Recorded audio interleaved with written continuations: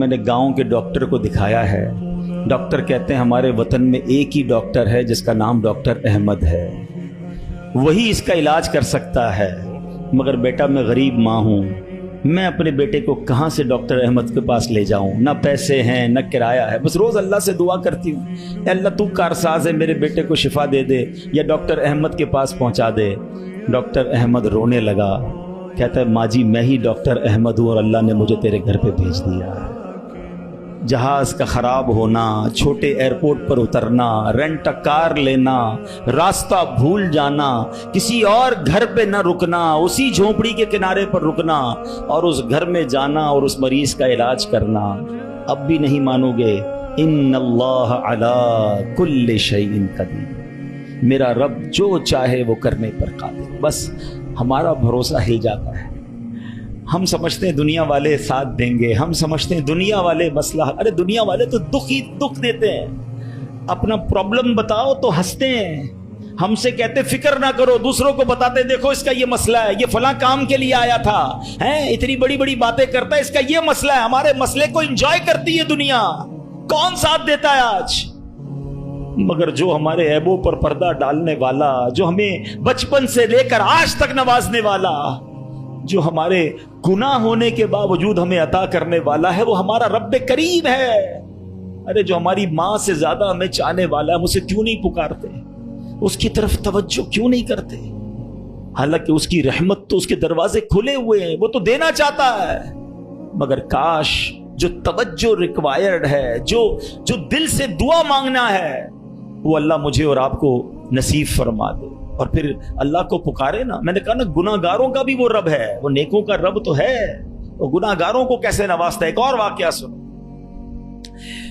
عیون الحکایات, یہ بڑی پیاری کتاب ہے مکتبۃ المدینہ سے, اگر آپ اسے لیں گے تو اس میں بڑی زبردست واقعات موجود ہیں. ماجرا یہ ہے کہ حضرت بکر بن عبداللہ فرماتے ہیں کہ پچھلی قوموں میں ایک بہت سرکش, غیر مسلم اور ظالم بادشاہ تھا. وہ اللہ پاک کی نافرمانی میں حد سے بڑا ہوا تھا. ایک مرتبہ ایک جنگ میں بادشاہ کو گرفتار کر لیا گیا. اب اتنا ظالم تھا کہ جنہوں نے گرفتار کیا تھا انہوں نے کہا اب اس ظالم بادشاہ کو تو تڑپا کے مارنا ہے. طے یہ پایا کہ اس کو ایسا کرو کہ تانبے کی ایک دیگ میں ڈالتے ہیں اور اس کو اونچی جگہ پر لٹکاتے ہیں اور نیچے آگ جلاتے ہیں تاکہ یہ جل بھون کر مر جائے. ایسے ہی کیا گیا, تانبے کی دیگ بنائی گئی, نیچے آگ لگا دی گئی. اب آہستہ آہستہ جو ہے وہ دیگ گرم ہوئی, بادشاہ کی حالت خراب ہوئی. دیگ گرم ہو جائے تو جسم جھلسنے لگا. اس نے پہلے تو جھوٹے خداؤں کو پکارا, مگر جس ساری زندگی جن کے آگے پیشانی رگڑی تھی انہوں نے کیا جواب دینا تھا؟ کسی نے کوئی جواب نہیں دیا, کوئی مدد نہیں آئی. اللہ اکبر. اب جب سب امیدیں ٹوٹ گئی نا, سب اس کو پتہ چل گیا کہ اب میرا آخری وقت آ گیا, اب میں گیا, اب میں مارا جاؤں گا. تو اب یہ بادشاہ جو تھا مسلمان نہیں تھا, اس نے مسلمانوں کے رب یعنی خداوند قدوس کو پکارنا شروع کر دیا. وہ کہتا ہے یا اللہ, یا رحمان, یا رحیم, مدد فرما دے, اور بلند آواز سے لا الہ الا اللہ پڑھنا شروع کر دیا. اب بادشاہ نے اس مشکل گھڑی میں اللہ سے توبہ بھی کی کہ اللہ مجھے معاف کر دے اور بس مجھے بچا لے, اب میں تیری عبادت کروں گا, اب تک جو کیا مجھے معاف کر دے. بلند آواز سے لا الہ الا اللہ. اس دیگ میں بیٹھا ہوا ہے, نیچے آگ لگی ہوئی ہے.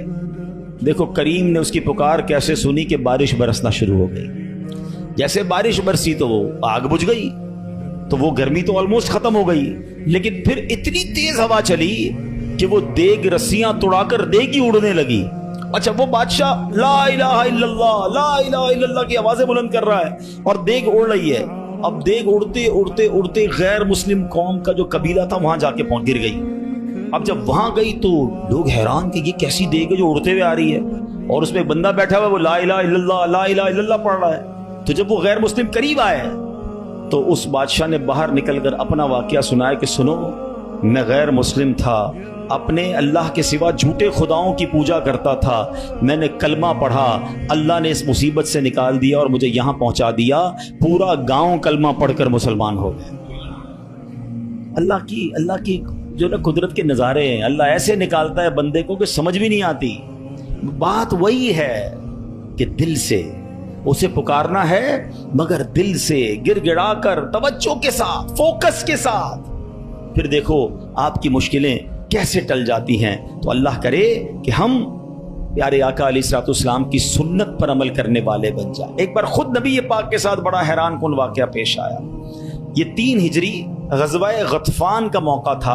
प्यारे आका अलैहिस्सलाम सहाबा किराम को लेकर सफ़र पर रवाना हुए। एक मकाम पर पड़ाव किया तो सहाबा किराम कुछ फासले पर ठहरे और नबी पाक अलैहिस्सलाम अकेले एक दरख्त के नीचे तशरीफ़ फरमा हो गए। गैर मुस्लिम जो हर वक्त नबी पाक को मादल्ला नुकसान पहुंचाने की ट्राई करते रहते थे, प्लान करते रहते थे, उनमें से गैर मुस्लिम अचानक कहीं से आया हाथ में नंगी तलवार, और नबी पाक अकेले, कोई उस वक्त सहाबा भी करीब नहीं थे। तो प्यारे आका अलैहिस्सलाम के बिल्कुल सामने आ गया और बड़े तकब्बुर के साथ, बड़े जिसको कर्रो फर के साथ कहता है, ए मोहम्मद सल्लल्लाहु अलैहि वसल्लम, अब बताइए आपको मुझसे कौन बचाएगा? आपके साथ तो कोई भी नहीं है, आप अकेले हैं, मेरे हाथ में तलवार है।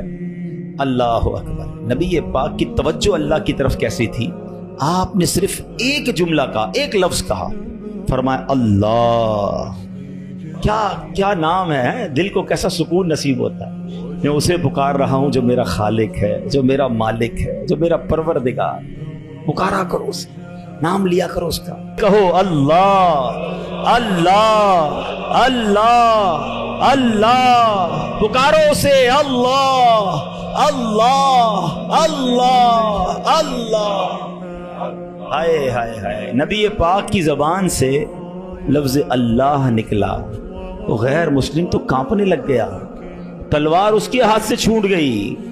अब नबी पाक ने तलवार उठाकर कहा, अब बताओ तुम्हें मुझसे कौन बचाएगा? थोड़ी देर पहले तो वो कह रहा था ना आपको कौन बचाएगा, अब आका के हाथ में तलवार है सल्लल्लाहु अलैहि वसल्लम, अब बताओ तुम्हें कौन बचाएगा? वो कहता है हुजूर मुझे बचाने वाला तो कोई भी नहीं है, वो मुसलमान तो था नहीं। नबी पाक अलैहिस्सलाम ने उसकी बेकसी पर रहम फरमाया, उसे मुआफ कर दिया। आए हाय, नबी पाक के ऐसे आला अखलाक देखे, वो कलमा पढ़कर मुसलमान हो गए। दुश्मन आ जाए तो चादर भी बिछा देते हैं, हम माफ करेंगे। जान लेने आया था, आका ने उसे माफ किया। हमारे मिजाज के खिलाफ बात कर दे, सारी जिंदगी दुश्मनी ले लेते, मुझे गाली दी, मुझे बुरा भला कहा, मुझे नुकसान पहुंचाया, कब तक बदले लेते रहोगे यार? हैं, नबी पाक के उम्मती हो तो माफ करना भी तो सीखो।